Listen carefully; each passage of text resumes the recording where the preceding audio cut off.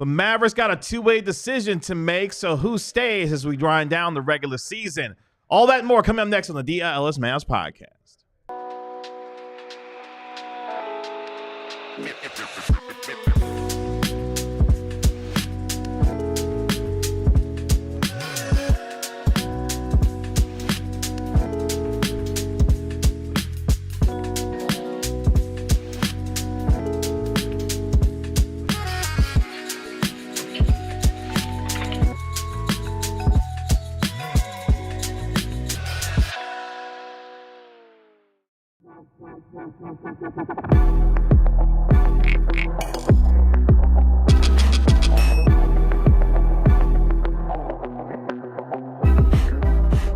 Hey, what's up, DLLS Mavs Nation? It's your man, Kevin Gray, alongside Mavericks beat writer Tim Cato, Mavericks analyst Bobby Carell, and our national NBA insider, Mark Stein. We, of course, are DLLS Mavs. Appreciate you joining us here on this Thursday afternoon on DLLS Sports. Make sure you like, comment, and subscribe while you are here, as well as the Mavericks are off today before they welcome in the Detroit Pistons tomorrow night at the American Airlines Center, looking to snap their 4-game losing streak. A lot to get to today on our show as a discussion about which two-way guy needs to stay for the Dallas Mavericks. Plus, we'll dial up the Steinline a little bit later on in our show when it comes to the latest on Anthony Davis and a potential return for him on this terrific Thursday. Gentlemen, how are we feeling on this Thursday afternoon? Pretty good. Very good. Yeah. Hi, guys. What's up, Stein? How you feeling? Less than 24 hours, you good? Ready to do another show? Incredibly fancy water bottle. Wow. You guys show up with all manner of drinks, and one time I bring a nice little water bottle. That was great. I mean, it looks like a little more than a water bottle, but we're going to leave that where it is because that looks like you're doing a lot You more. guys should be proud that I'm one of those guys who needs to say, like, I need to drink more water. Like, this is progress for me. No, you should always drink water. For sure. This is a mature step for me to bring a bottle of water here. Even if it looks like it's in the shape of a vodka bottle, but shout out to you. Let's get to it on. Maybe it is. I mean, that would be a departure from a very well-known Steinism. Since I don't drink, that would really be breaking news if it was. I promise you, it is natural spring water. Oh, that is fancy. Says right there, natural spring water. Okay. Yeah, but that doesn't mean you didn't pour it out and put a little bit of something in there. I would never do such a thing. I don't know how you comport yourself. This is the water that was in the bottle. He's coming for you and your comportness, Tim. How about that? Comportness? That's right. I have the best comportness on this show. Let's ask Bobby. Who has the best comportness on this show? That's not even a word. Oh, now you're judging what words now sound you're like? the guy who invents Now you're the arbiter words. of words and what You they can make are, a what word they shorter. are. You cannot make a word longer. Comportability. Comportabilityism. Hayden Riggs says his drinking has gone way up. Honestly, relatable. Since the trades. Let's clean up from last night. Unfortunately, the Mavericks allowed the Pacers to score 11 points in the final 60 seconds to blow a 7-point lead in the final minute of last night's game to lose 135-131 to the Pacers, extending their losing streak to 4 games. With that loss last night, the Mavericks now wake up today officially in the 11th spot as the Suns won last night over the Chicago Bulls for their second straight win to move into the final play-in spot by virtue of owning the tiebreaker over the Dallas Mavericks. So both teams at 33 and 37 going into today. Both teams will play again tomorrow as the Suns continue a 5-game homestand. Meanwhile, the Mavericks are in the midst of playing 5 of 6 games on the road with that home game being tomorrow night against Detroit. Bobby, some things, though, from last night that not only from a turnover perspective in terms of how things went down, but some other observations that you had based off of what happened between the Mavericks and the Pacers. Yeah, the thought that I'm hanging on to today is kind of the existential issue that we've all been facing really since early February, which is given all the injuries, given the seeming hopelessness in the immediate future that the team is facing, the Mavs are now in 11th place. And granted, AD could come back next week or whenever, a couple weeks, and suddenly they could climb back into the play-in picture, and who knows? Maybe they make it to the dance itself. But, you know, things seem bleak. It's unclear at this time which players on the team will even be around here next year. You know, like there's very real why am I watching this, pervading through the fan base. And I think, you know, the I was a Mavs employee for the most recent valley in this franchise's history. From 2016 through 2019, during those 3 years, the Mavs won 33, 24, and 33 games. They did get Luka for that last season, and things kind of took off in the second year. But for the first 2 years of that, it felt pretty weird. It felt pretty hopeless, maybe even directionless. But what I found during that time, as someone that had to watch the games, but also someone that just really loves basketball and really loves the Mavs and wants to watch Mavs basketball and wants to watch good Mavs basketball, is you find things to cling on to. And you can see the growth and see the development. Sometimes it's good, sometimes it's bad, of certain players. Like, I think back to the early 2016-17 season. Dirk was ruled out for an indefinite period of time. Harrison Barnes was kind of making his way. But otherwise, it was just a bunch of vets that we knew weren't going to be around here for much longer. But beneath the surface of all of that was this undrafted, unheralded dude named Dorian Finney-Smith that was putting in the work in practice and during games, whenever he'd get minutes, and suddenly all of a sudden he got a ton of minutes. But, it took 3 or 4 years, and for some Mavs fans, even longer. It took until the 2022 playoff run for some Mavs fans to finally be like, whoa, Dorian is good. What happened? It's like, well, sometimes these developments happen right in front of you, but you don't even notice because you're thinking about Dirk, or you're thinking about Luka, or now you're thinking about Kyrie or Anthony Davis or whatever. You're thinking about how hopeless it is and how much you hate Nico Harrison. But, there's always other things happening. And so, like last night, for example, I'm thinking Max Christie's just had a horrible shooting slump. But the last few games, he's now shooting it a lot better. And then he has like a huge boner of a turnover in the final seconds that helps blow a game. The Mavs were up 7. They lost by 4 in 1 minute of game time. How is Max going to respond? He came to Dallas in the most controversial trade like ever, plays great. The fan base loves him. Now he's shooting horribly, but now he's shooting better, but now he can't stop coughing the ball up. Like, what's next for him? How is he going to handle this? Jaden Hardy. Before the game, I was like, is Jaden Hardy even going to be on the team anymore? Like, that guy might not even be in the NBA. We're all kind of agreeing, like, yeah, I don't know, man. What a mistake that extension was. Then Hardy last night was unbelievable in his first game back. And can he stay healthy? And can he keep shooting? Can he stay hot? Can he handle his own turnover issue? I think there's always something to watch for. And now it's a bummer that the thing we're hanging on to in late March basketball is, can like the 8th man on the team handle his turnover issue? Whenever we were thinking, like, can the Mavs win the title a month and a half ago? But the reality is the reality, and the reality that I'm living in right now, I'm looking for those lesser known, lower paid guys. Can they take steps in their career? Because much like Dorian did 7-8 years ago, whenever he was making his name in the league, you never know. There were a lot of Mavs fans at the time that was like, yeah, Dorian's not going to be around when the team is good, so who even cares? That turned out to not be true. Dorian was on the team when they went to the conference finals. You never know when the team is going to be good. You never know when a run is going to happen. You never know who's going to be around when it does.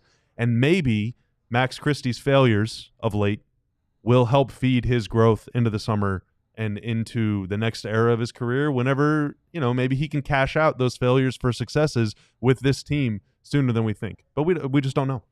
It is kind of crazy. I'm looking at the entirety of the roster, and there's some players I'm very confident will be back. But if you had to put your life on any single player on this roster currently that 100% will be back next year, you could see a scenario where almost every single player is one way or another not here.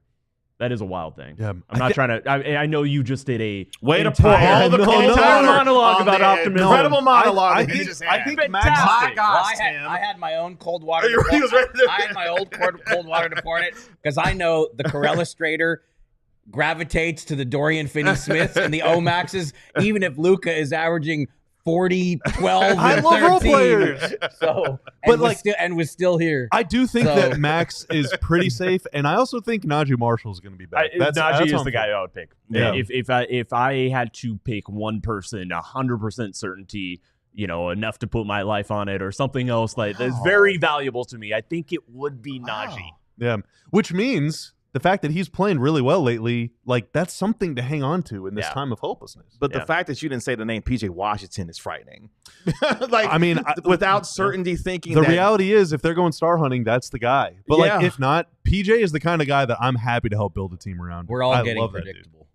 I mean, You're talking about PJ. I almost went Derek Bobby's Lively. opining That about was the role other name I almost players. went with in terms of PJ or Derek Lively, because the idea that neither one of those guys who were a huge part in your run to the NBA Finals last year would not be a part of your future, particularly Derek Lively, given what we believe his potential is going to be in the next 3 to 4 years. That, for me, would be a very tough pill to swallow, knowing what kind of talent Derek Lively is. And if he's able to remain healthy, we're talking about a potential top 10 center in the NBA. That's been one of the biggest bummers of the season, is that, like, you kind of almost forget he's on the team sometimes. He's barely played. Yeah, he's just had no stretch of sustained health. Yeah, and this was sucks. supposed to be the year he made a leap. Yeah. And, what was it that when D Live and Luka played with the other projected starters, what were they, 6-1 with a net rating of Number 1 lineup in the league. Yeah. plus a lot? Yeah. Albert makes a good point in the chat. That's a stretch, but worth paying attention to. But if there's no generational superstar, this team isn't going anywhere anytime soon. That is true. You do have to have one of those guys, right? One of those super top flight guys. But, the most recent, similar period that we can relate this to was 2016, 17, 18 before Luka got to the Mavs. And it was like, Dorian looks like the kind of guy that can be, a key piece on a good team. Maxi Kleber, same thing. His rookie year was 17, 18. Granted, injury stripped him of a lot of the things that made him so unique in the 17, 18, and 18, 19 seasons. But Maxi was the kind of guy where, I was working for the team, so everything that I was saying, people were viewing sort of through a biased lens, which is understandable because I'm employed by the team. But there were a lot of people that were late to the Maxi Kleber game and were late to the Dorian game. And sometimes it's fun to be early on those guys. Granted, though, you're right. If they don't get one of those dudes, if 80 isn't that guy, or if they blow it up or whatever, then it might not really matter. But I got such a soft spot in my heart for the role players. I just love them so much. To amplify Albert's point, so Vanity Fair has a piece out today on the trade. They talked to McMahon about putting the book together. They talked to Tim Cowlishaw. They talked to Is it going to make us mad to read it? No, no, it's, I don't think it's, yes, it will make you mad because it reviews everything that's happened in the last 6+ weeks. But there is a pretty good quote in there from McMahon that kind of illuminates and illustrates and underlines that point. Like, in the NBA, you want security with your superstar. Like, you want that pretty much as anything, and they gave that away. Yeah. So, okay. Yeah. You would assume that they will have security with both Anthony Davis and Kyrie Irving, but neither can be on the floor right now, so they have nothing. Sure. And one of those players is about to turn 33 on Sunday and could be staring down the barrel of a max contract coming off of a torn ACL. And the most alarming thing is, I think if you polled Mavs fans, do you want security with these guys? I'm not. I think I know what the answer. More Mavs would. fans want to blow it up. I think that. I go back to the night that we had the whole conversation about the Luka trade. I would guess that more Mavs Mavs fans, and I'm curious to hear what chat says, but I would guess more Mavs fans definitely want Kyrie to stick around, but that most Mavs fans would probably be indifferent about AD, or maybe even like, I don't even want him. I feel like that's no. That's just what I think. Put that in the That's chat? what I think. Now, if AD comes back and kicks ass, and the Mavs go on a run in the play and they make the playoffs, and all of a sudden it's like, yeah, I see what we're doing here, because I stand firm in my belief that the Mavs were going to be really good if they stayed healthy. Tim, you were super high on them relative to us after the trade. I think you still said they were top. Yeah, I thought they were a really good in the team. West. I thought they were still the second best team in the West. Yeah. And given the way the season is shaking out, if Kyrie and AD were healthy, like, I'm not sure the Mavs wouldn't have home court right now. I mean, I think they'd be a top 4 seed. I've said previously, if the team was fully completely healthy, there is no team that bothers me except maybe Oklahoma City, just because the amount of star power that they have, led by SGA. But I would feel comfortable in any matchup that the Mavericks will have in the Western Conference playoffs. And even with Oklahoma City, this is a team that they've beaten in the playoffs previously. That was a great poll. Yeah, so the poll results are in. The empty poll. It is tied 0-0. That's right. But I think that's part of what you're looking at in terms of the role players that are available. Some of these guys that are playing well right now, you could have envisioned in a playoff run playing well, a Max Christie or some of these guys having real contributions to this team, how that would have looked in a potential playoff series going forward, but also going into next year, what some of these guys and how they could fit on this roster given what they believe they have Anthony Davis and Kyrie Irving, even with him coming off the ACL injury. So there are some things to definitely watch for over the next few weeks as we get to the final 12 games of the rest of the regular season, which we'll discuss coming up next year on the DLLS Mavs podcast. When we come back, there are 3 two-way guys that are playing extremely well right now for this team. Which one deserves to stay as we look forward to the rest of the regular season? Plus, we'll dial up the Steinline a little bit later on in our show with our National NBA insider, Mark Stein. All that and more coming up next year on the DLLS Mavs podcast. But it's property tax season in the DFW area, and if you don't want to pay more than what you owe, then you got to use OwnWell to do it. And owning property comes with a lot of challenges. I know I'm a homeowner, and this time of the year, I hate getting that dreaded letter in the mail saying how much I owe on property tax, and I don't want to pay $1 more than what I need to. OwnWell can help me do that. OwnWell believes that when it comes to paying property tax, you should only pay what's fair. OwnWell handles everything from start to finish and delivers top results with no upfront costs as well, and you only pay if you save. 86% of OwnWell's customers receive a reduction, and with the average customer savings of over $1,100. That's a big time savings that you can get, especially if you use it for vacation right now.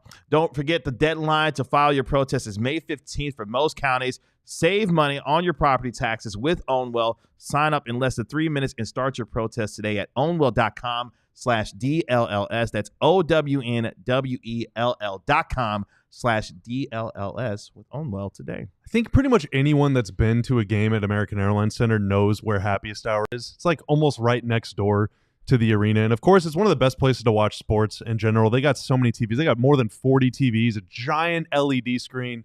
They got a whole lot of beers on tap, but they're really going all in on the big dance right now. The tournament is kicking off today. We're actually going there right after the show to have some lunch, but they're showing every game there.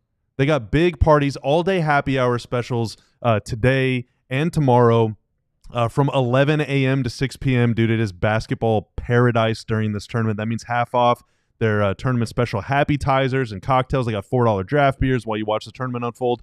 And the night of the final, that is April 7th, they're having a huge watch party for the championship game where they will crown the happiest bracket challenge champion with their grand prize and more giveaways for attendees.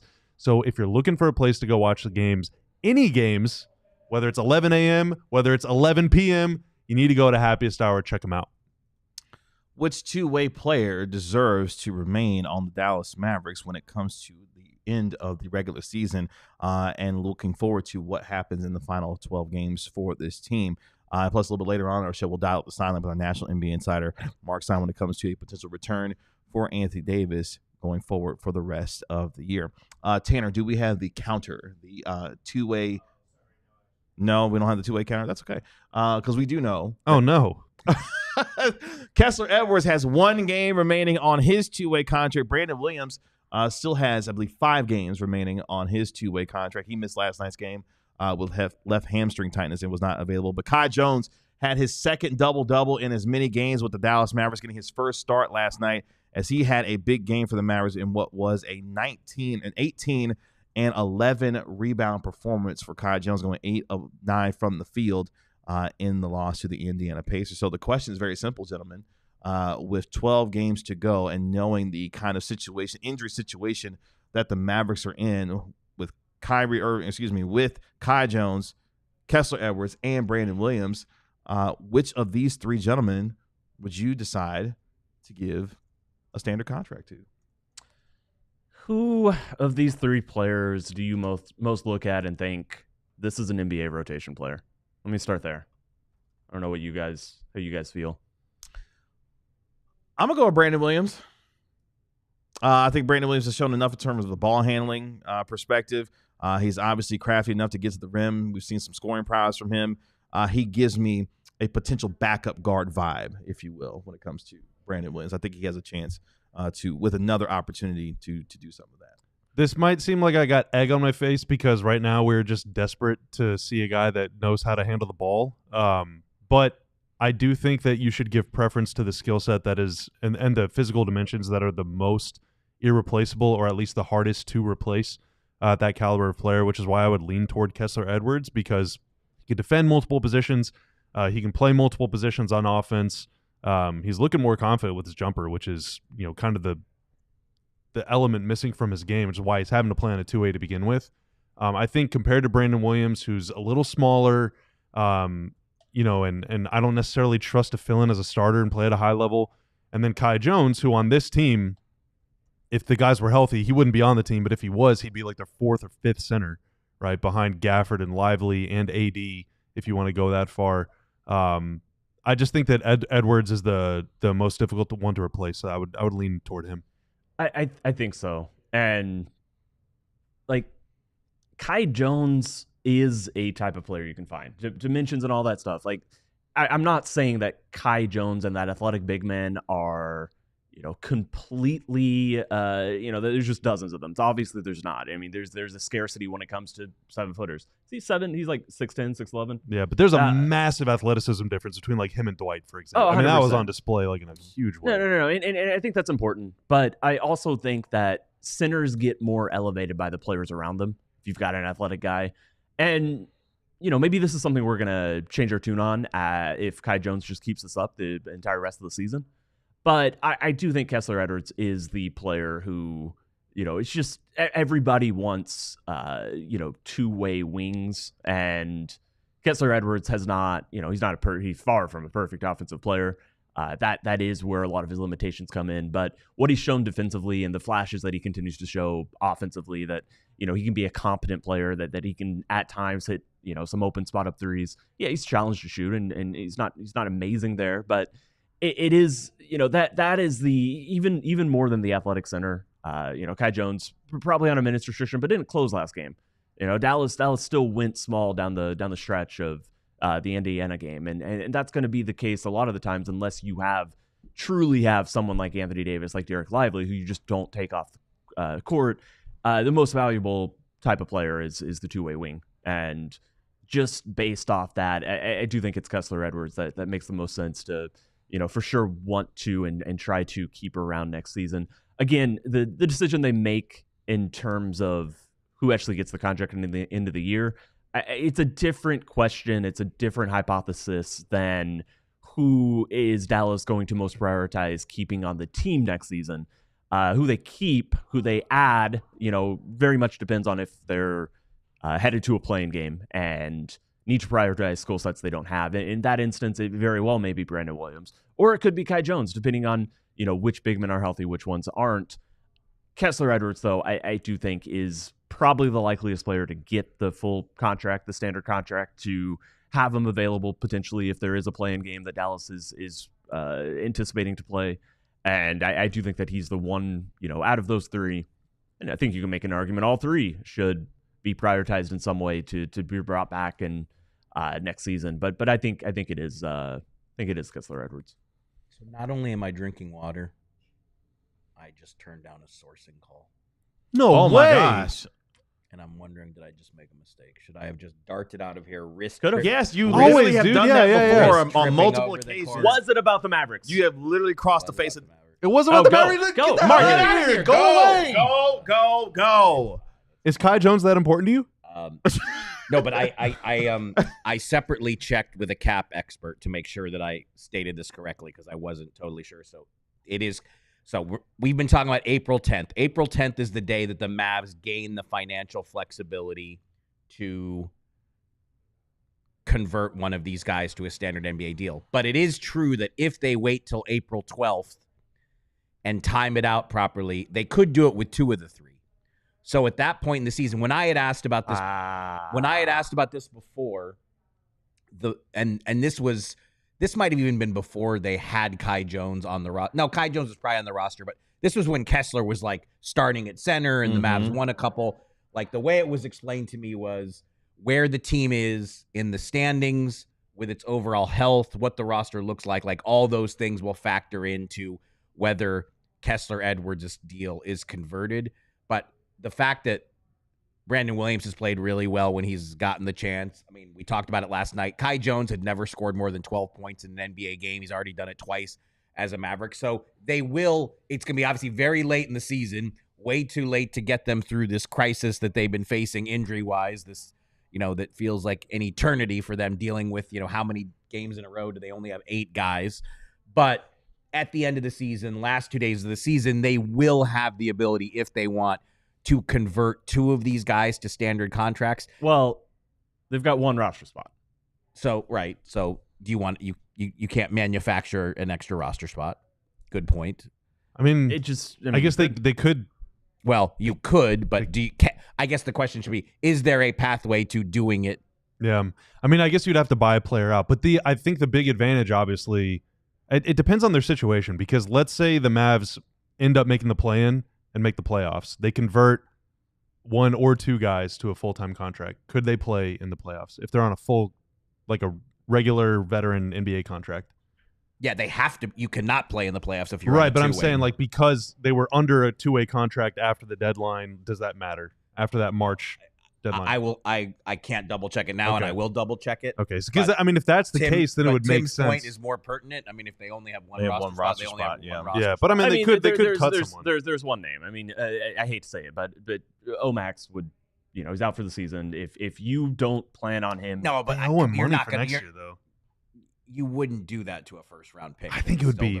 I mean, you'd have to look at vet men guys. I think because I think the big advantage to signing these guys now would be to give them a multi-year deal to keep them into the offseason, whether it's non-guaranteed or fully guaranteed, whatever. Yeah, but and look, the reality is you see that happen often because you want to make the guy tradable. You sign them to a multi-year deal so that they have tradability into the summertime. And I don't think they would do that with Prosper. But what about like they would have to eat, they would eat or have to Exum? eat they'd have to eat 3 million. He's out next for the rest of the season. year, so Actually, Exum is the name. Dinwiddie and Exum both expiring. I actually take it back. Yeah. Exum would be the name that makes sense if he's out for, if you're not anticipating and you're going all in. I don't think the stakes of the season are enough that you should do it unless you're just certain that Exum isn't in your plans next season. Not even necessarily for this season, though, as much as it would be to just lock them in at a low number for next year. Because for 2 reasons. One, you beat free agency, which is always good. You should always extend your guys, Mavs, before they become free agents. You should always extend guys before you trade them. You should just offer guys extensions. I think that's just good business. But also, they did with Jaden Hardy. He took it. Yeah, but also you're locking them in at a low number because you're already up against the first apron next year before changing Kyrie's contract numbers or adding new guys or whatever. So the more guys you have at or near the minimum, the easier it is to stay under that threshold. They still got some dead money on their books. They still got some stuff that's going to weigh them down a little bit. And you don't have the benefit of adding guys on the second-round pick rate because you traded them both. That's right. So, and that's why I picked Brandon Williams to be the guy, because the guard questions that they have going into next year, Dinwiddie, Dante Exum, they may not have really a true backup point guard going into next year. It's tough, man. It is tough. And Brandon Williams right now gives you, at least for me, gives you the best idea that he gives you competent play at that position, given what you might need to have him on. You talk about cost control guys. I mean, Brandon Williams would make a lot of sense for a guy. The fact of the matter is, I mean, now that your team, assuming that you keep the main guys, like keep Kyrie, keep AD, and keep Clay, the fabric of your team is different. Like the identity of your team is different than it was under Luka. So I wonder how many changes you need to make. Like, a lot of the guys they have coming off the bench are more complementary style players to the system they used to play, not to the one they do now. So I wonder, still marvel though at like how much ball handling has become an issue for this team when again they had 6 guards coming into the season before we got to the 2 ways. Yeah. Like, and now it's like, if it ain't in Dinwiddie's hands,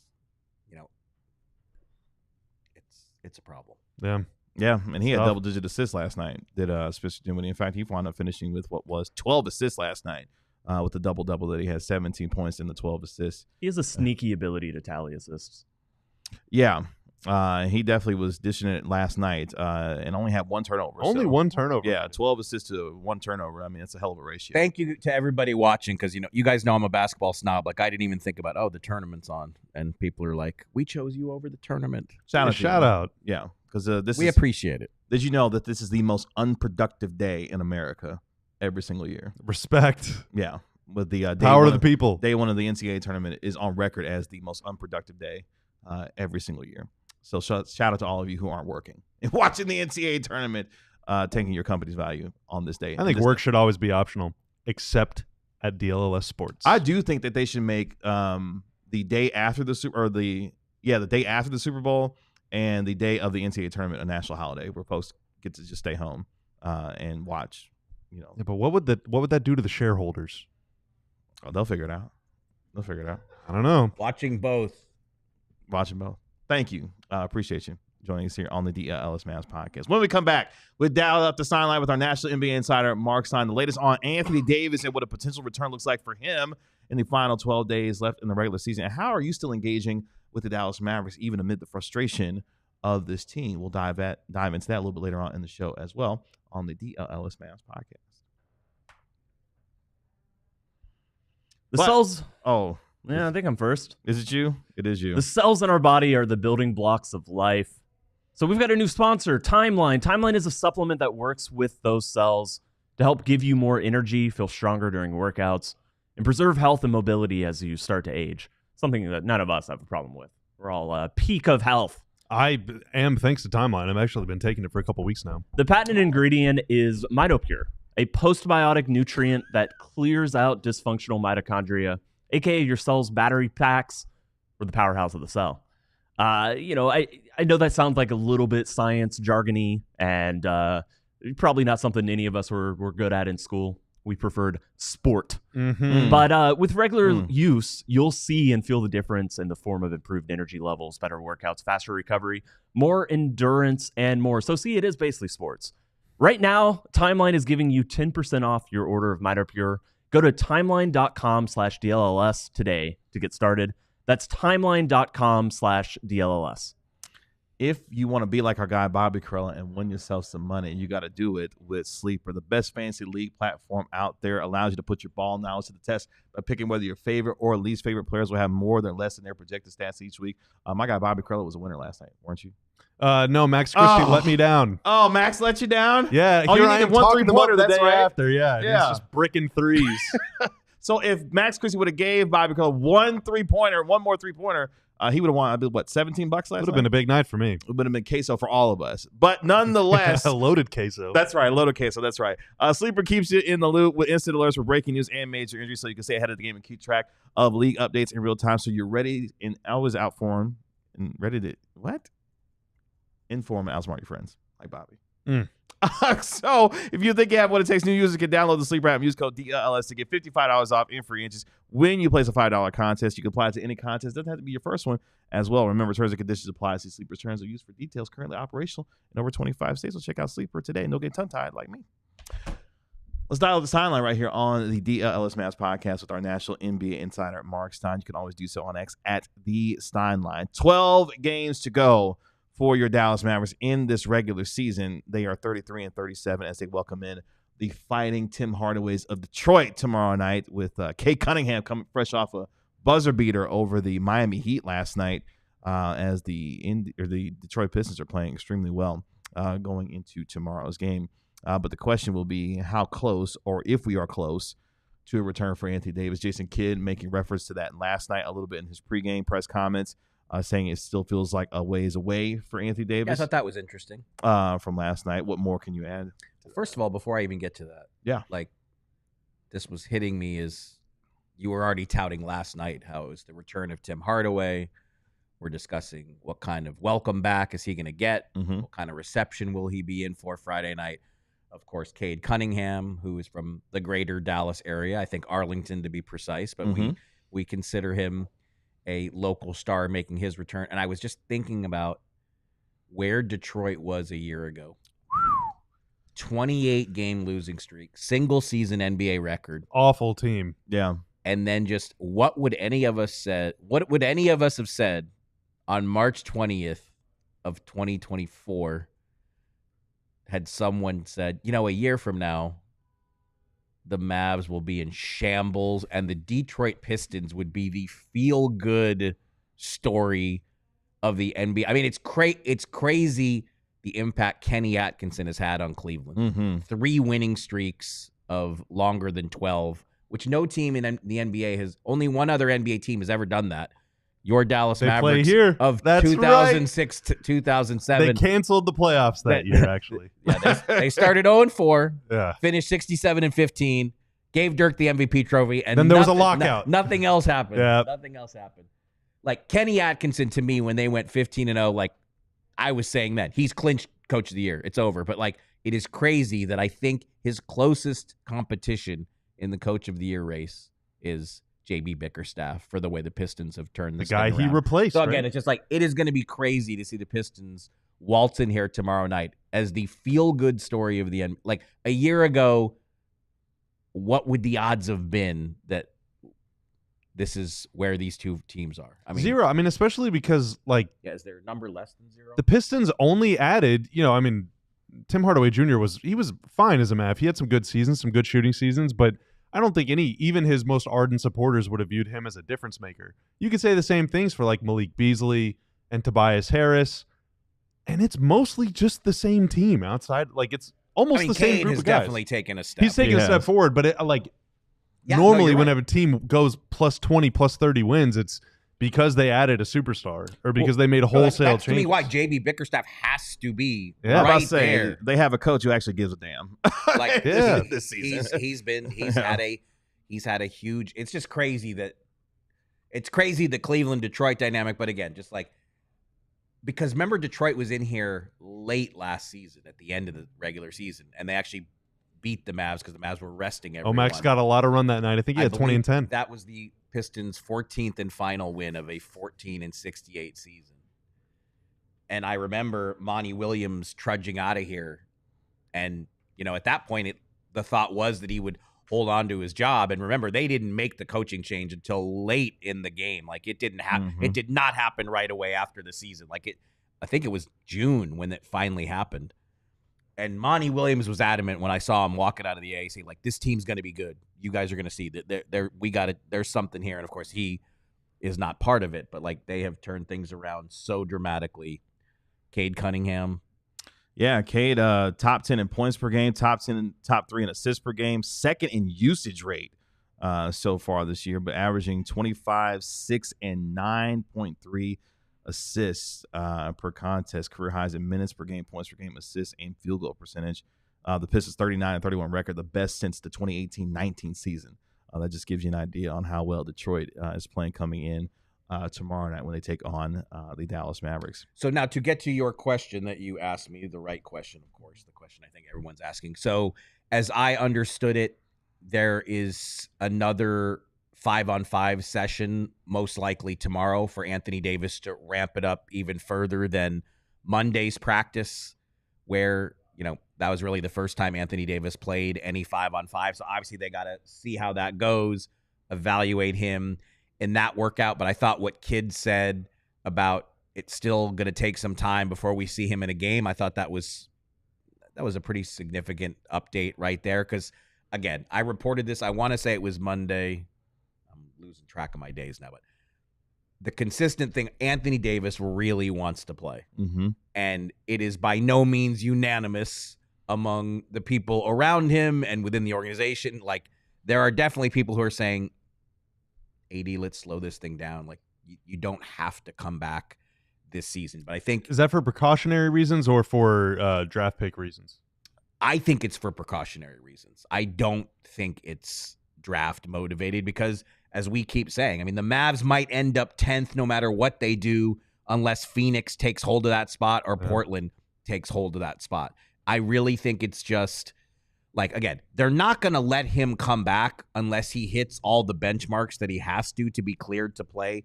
But I think it is just more the feeling like that it just, ever since this trade, we know everything that could go wrong has gone wrong, and do they even want to tempt fate and mess with it and bring him back even for a couple games this season? Again, if the decision was mine, I would not have him come back this season. And again, the draft pick thing is, for me, is really secondary. But again, I have zero say here. Nobody's asking my opinion. But, he is pushing to play. He wants to play. And so, they're going to let the rehab continue, see how he does with, a 5-on-5 game with maybe a little more pace, a little bit more zip, and see how he comes through that. By the way, according to NBA Tankathon, the Mavericks are sitting in the 12th spot right now as far as the draft positioning is concerned, for those who are wondering. And what bigger test is there for Anthony Davis to go down to the G League and have to guard Jay-Z and Gortman? The GOAT. Yeah. It's a great point, Tim. It Excellent honestly point. actually is pretty cool now Excellent that point. the G League has come so far that like superstar level players are okay with it being publicized that they're practicing with them. Like whenever I first started in the league, this would have been 2013. I think that was the last year it was known as the D League, or maybe it was the first year it was the G League. I can't remember the switch, but it was almost like a punishment when you got sent down there. But the Mavs at the time, they sent like Jay Crowder down for a game, and Crowder had like a 20-point triple-double or something. They had Sarge James down there. He had like 38 and 20. And that was like right when the winds were changing, where it was like, yeah, no, sending guys down there to play games is not a demotion. It's like an opportunity. Like it's kind of changed now to where 10 years later, it's like, oh, AD is going to go practice with the Legends? Cool. And obviously back in the D League days, so many of these teams were not near the home markets. Yeah. You know, that has also affected something like having these teams more often in the suburbs, no more than an hour away from the home franchise, definitely makes things like this easier and more palatable. That definitely helps things. Yeah, you don't got to take a flight to Sioux Falls. Exactly. Exactly that. I think if Anthony Davis comes back, I don't know if there's anything I have to learn from Anthony Davis. He's a pretty known player in the NBA. Yeah. Pretty familiar. I would, if Anthony Davis comes back, I really hope Derek Lively gets a few games with him. That is what I'm curious about. I want to see those two big men play together. I do not know exactly what it's going to look like. But I am so curious for that pairing. And I think that's kind of what you get when you get to, when Kyrie Irving got traded to Dallas, nobody was interested in what Kyrie Irving could do. Off court, yeah, maybe. But on court, everybody knew what Kyrie Irving could do. What we were interested in is Kyrie Irving and Luka Doncic. Yeah. How do those two look together? What is that dynamic? What is that grouping? And so I think the most interesting thing is the big men experiment. And, and then, probably PJ next to them. What does that trio look like? Are there issues with the offense? Obviously, without Kyrie, of course there's going to be issues. But I don't need to see it till October. That's just me, though. Same. I think totally. building around Same. two big men in the starting lineup, I think is so different. I do want to see it. Even if it's bad tape against bad teams at the end of the year, I still would like to see a stretch of AD with a big, just to know how it works. Just curiosity. I remember making this point like a long time ago, weeks. But I think it's fair to say that Nico Harrison is a very reactive person. He reacts to what he's seeing on the court. And if he doesn't even get a chance to see that pairing together, I do think, maybe it's probably too strong to say it like increases the likelihood that Dallas doesn't have doesn't know what they're doing this offseason. That's too harsh. But I do think that, if you think the Mavericks have any chance of being relevant in the next few years and putting together a good team before they entered the abyss of not having picks and the inevitable decline that is coming for this team, like that is the objective reality that is approaching.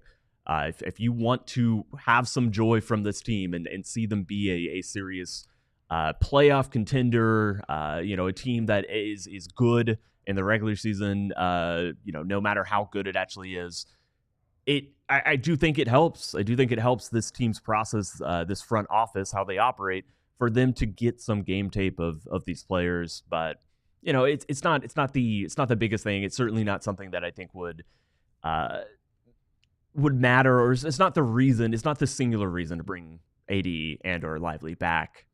It's just an aspect that I think, for this team's longevity, or for this team's not longevity, for their immediate future, I do think that there would be some benefit to that, just not at the expense of, obviously injury risk, injury concern, and not to, they wouldn't be coming back because Dallas still has aspirations this season. I think, they have to be realistic that without Kyrie, this is not a season where Dallas is going to make noise. That's one of the underrated aspects about the amount of pressure that's on this timeline that he has created. Is you mentioned the fact that they don't have control of their picks between 2027 and 2030.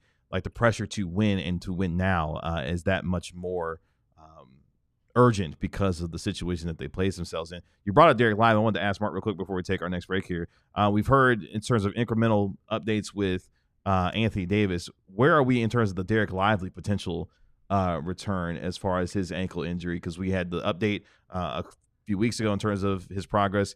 Really haven't heard much since then as far as Derek Lively. From what I am told, he has been back on the floor, but not yet in 5-on-5 conditions. And I candidly don't have a firm handle on how soon he'll be ready for 5-on-5 play, but it's clear that he was not as far along as AD was. Again, if AD is on the floor tomorrow as scheduled with the Legends, that will be 2 5-on-5 sessions in the same week, which is, pretty. He's a lot farther down the line, I think, than D-Live at this point. But we'll see. We'll hopefully get more clarity later today, tomorrow, I hope. Which is significant because, again, 12 games left to go in the regular season. Time running out as far as the amount of games left to get these guys on the floor if they are able to make a return or if they need to make a return before we get to the end of the regular season. Let's take our final break here on the DLLS Mavs podcast. When we come back, Tim Cato, we're going to hop into Cato's corner when it comes to the fan engagement amid the frustration Cato's corner of this team and what you are having to say about the team at this particular point. All that and more coming up next year on the DLLS Mavs podcast. But first, John P. in chat said it himself. It has never been a better time ever to become a diehard here at DLLS Sports. We thank every single one of you for hanging out in the chat with us on YouTube or listening to audio platforms, Spotify or iTunes or wherever you get your podcast, or watching us in any of the other number of ways you can. But if you want to take your support for us one step further, you can scan the QR code right there, click the link in the description below, or go to alldlls.com/diehard, and you can sign up to become a member of our community here, a member of people we like to call, a group of people we to call diehards. When you sign up, you get a free shirt. Hey, we got more than 30 to choose from. They're really cool shirts. I've got a lot of them myself. Sometimes we're on the same day. Yeah, we even drop a new one. Finish Mafia right there. Shout out Miko Ranton and Stars. Big game coming up tonight against the Lightning. Cannot wait to watch them hopefully crush those guys. Get some revenge from 2020. You also get to read the entire website, all that premium paywalled written content, like some of the stuff that Tim is going to tell you about here right after I'm done ranting at you about why you should support us. You also get a discount on events, and we got one coming up. It's our first ever, the inaugural Lone Star Open, Friday, April 25th, Stevens Park Golf Course in Dallas. You don't have to be a diehard to go, but if you're a diehard, you save 20% off your ticket. It's gonna be a great day. We got food, we got fun, we got games. You're gonna get to hang out with the whole DLS crew. It's gonna be awesome. You're playing in a foursome, so it could be you and 3 of your buddies. It could be just you, and you'll get assigned with people. Either way, it's gonna be a whole lot of fun for all our golf heads out there. Apparently, Stevens Park is a beautiful golf course. So I'm really curious to see how that goes. Can't wait to go myself. And your physical diehard card. Yeah, that's right. The physical diehard card. That's right. Hold it up. Show the world what you're all about. That's right. Here at DLS Sports. AllDLLS.com. Become a diehard member today. Join our over 19,200 strong in terms of our subscriber count here. The best way and the quickest way you can help us grow here is subscribing to DLLS Sports. Before we get to Tim real quick, a couple pieces of NBA news to pass along. Luka Doncic is going to be sitting out on the second night of a back-to-back against the Milwaukee Bucks tonight, so he will not be playing tonight against Milwaukee. And also, an NBA sale has taken place in the association. Bill Chisholm, the managing partner of Symphony Technology Group, has agreed to purchase the Boston Celtics from the Grubeck family, for a valuation of $6.1 billion. That is now the largest sale for a sports franchise in North America. So the Boston Celtics, of course, the reigning NBA champions, now have a new owner and governor, Bill Chisholm, purchasing the Celtics for a record $6.1 billion. I bid 5.9 billion. But yeah, 6.1 was just a little bit too rich, so they did not choose me, which is unfortunate because I don't know. I had great plans. We were gonna move Boston to the Celtics to Las Vegas. Did any of you see perchance that the new owner of the Celtics asked Wick Grousbeck to stay on as chairman and CEO for the next 3 years? I did see that. Wasn't that part of the plan? They wanted to like phase it in or something. I don't know. It seems really weird. The quote being in a statement, quote, "They asked me to run the team as CEO and governor for the first 3 years and stay on as his partner and quote, "I am glad to do so." They learn a lesson from Mark Cuban's looking at that and being like, "Oh my God, I didn't know you could do that." Interesting. Yeah. I would imagine it appears to be. I would imagine it's in writing. That courtesy of Ramona Shelburne of ESPN. But yes, definitely took note of the idea that there's a real transition of power, if you will, when it comes to the Boston Celtics and their ownership group. Speaking of ownership groups, obviously this one is completely under fire after the shocking trade of Luka Doncic. Fans deciding to engage one way or another with this team since that trade. Our guy Tim Cato with the Mavericks fan survey discussing the fan engagement amid the frustration of this team. What did some of that information provide to you that you can share with us today? Yeah, so this all came from initially a fan survey. I've done fan surveys every year since 2020. Did it at a previous employer in the past, but the full results came out on March 7th. Mavericks fan survey shows the bleakest outlook yet from its angered fan base. That's behind the paywall, diehard level, but we've talked about it a bunch on the show. But as I kept looking through the results, and I had some short answers in there that I have always done, short answers, and I've just never got 5,300 responses.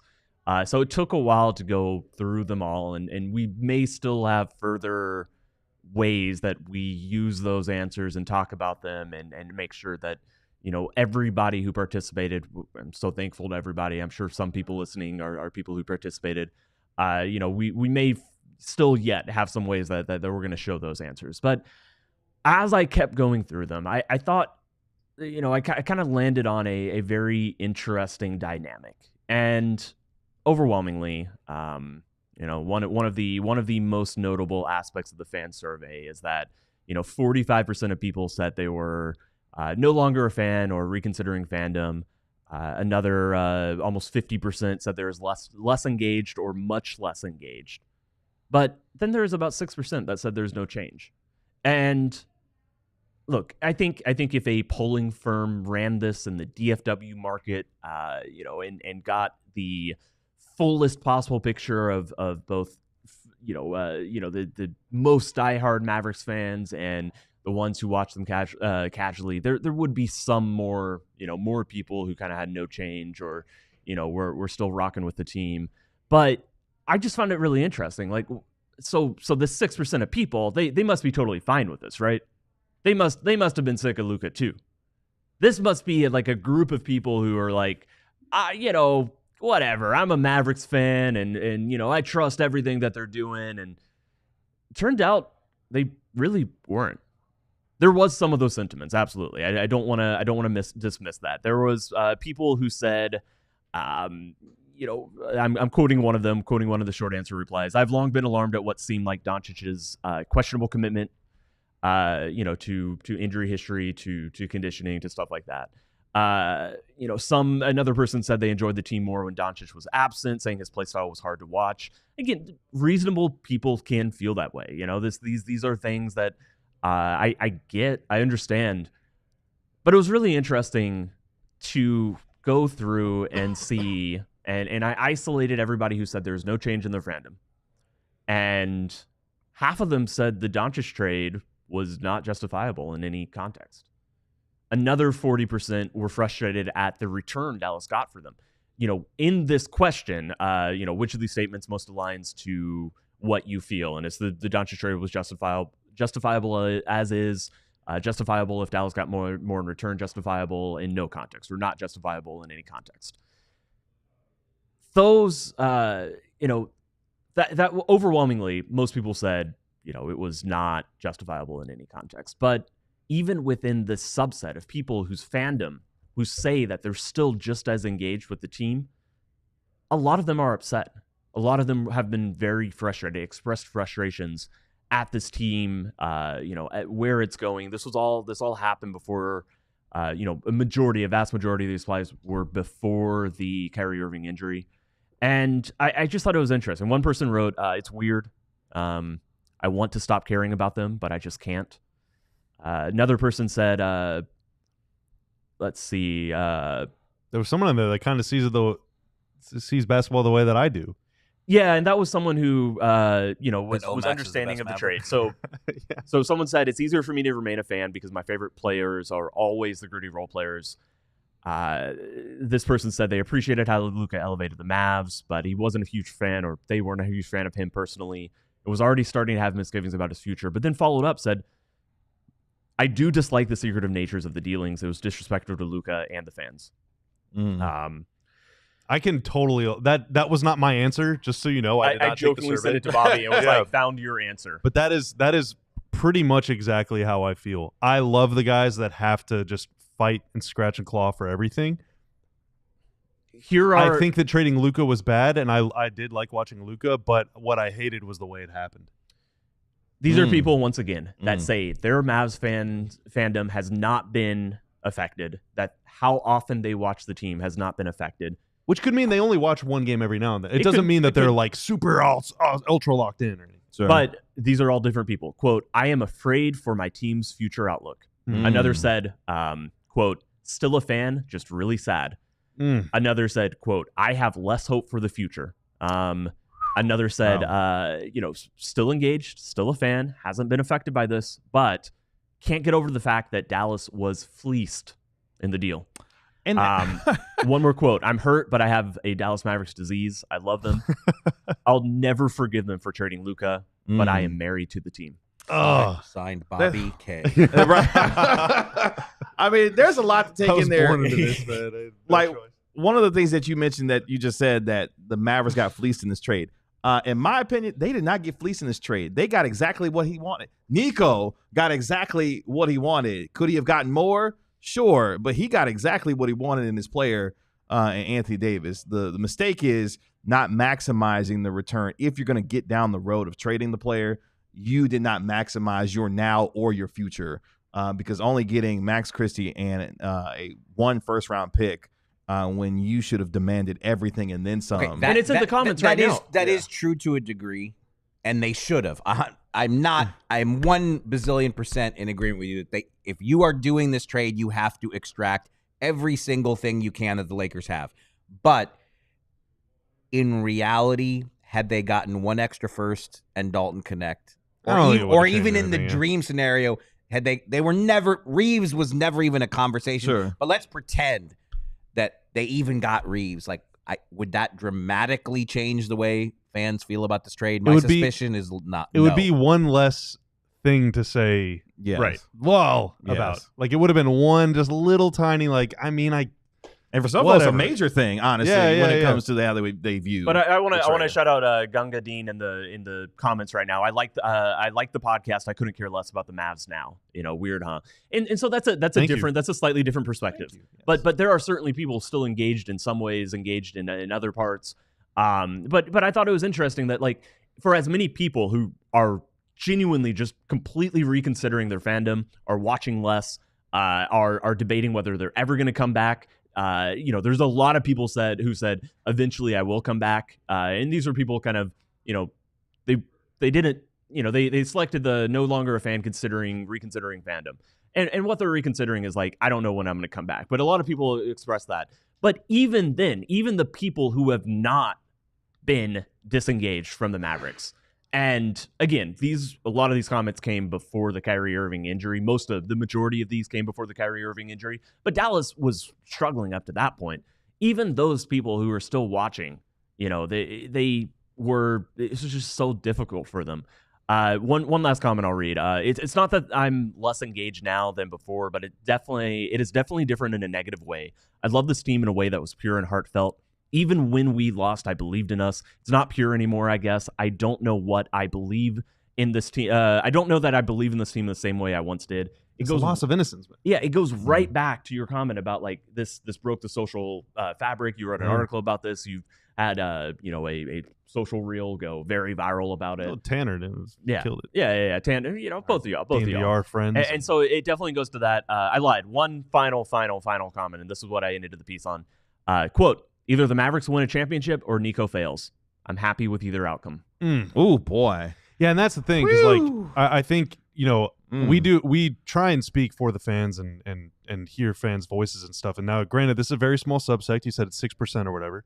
But there are people that feel this way. I think if I had to try and speak for those people or understand where they're coming from, they're able to separate. It wasn't the Mavs that traded Luka. It was Nico Harrison that traded Luka. And it goes back to the thing, like, you'll probably be around longer than Nico will be the GM of the Mavs. And so whenever Nico's not the GM of the Mavs, maybe that changes for a lot of people. But it is one of those things, man. The Mavs are going to be a big part of my life forever, whether I have this job or a different job or I don't work in sports or I move away or whatever. The Mavs are just going to be a big part of my life. I hate what happened.